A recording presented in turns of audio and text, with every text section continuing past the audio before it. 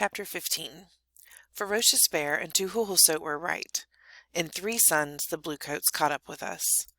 We were traveling across a broad plain. Our scouts saw the dust from their horses and waved a red blanket to warn us. Lean Elk ordered the warriors to pull their ponies around and get ready to fight. While the warriors waited for the white soldiers, we escaped up a dry steam bed into a wide canyon. For 2 suns, Chief Joseph led us up the canyon. The trail took us across rolling hills covered with sagebrush. The canyon rim was rocky and no trees grew there. We saw no bluecoats, only rabbits, and ground squirrels, and woodchucks. The shadows were long when Lean Elk and the warriors joined us. He was angry and at once called the council together.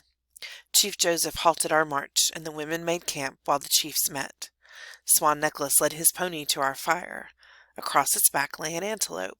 He skinned it and cut the meat into chunks for roasting. We had not had fresh meat since we entered the Absarokas.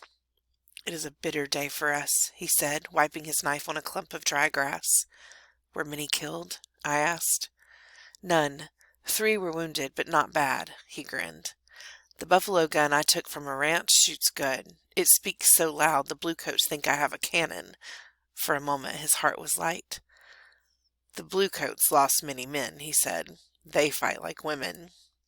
I was puzzled. "Why was the day bitter?" I asked.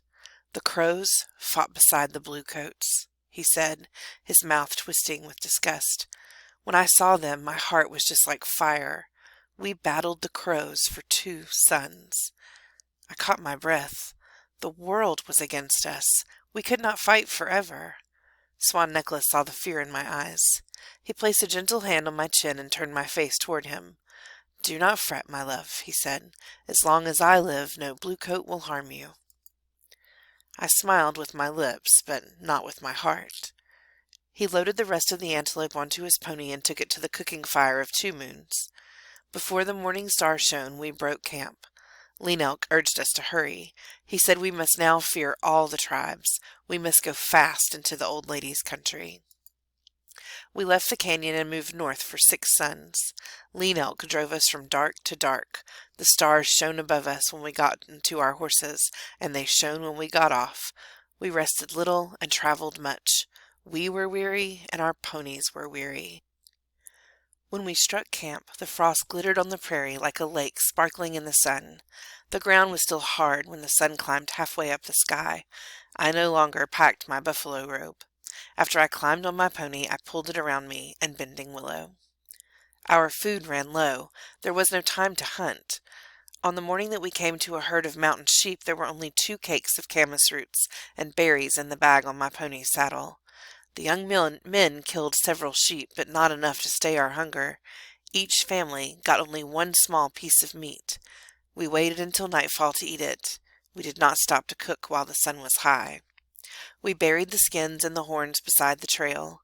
It hurt me to see the fleecy skins covered with earth, but we had no time to tan them for robes or make the horns into drinking cups. One day we met a band of crows. They had been hunting and had camped to dry buffalo meat. They were no longer our brothers, so we took their horses and left our worn-out ponies behind. With fresh horses, we could move faster. On the 6th sun, we came to a great river. On the other shore stood a few buildings.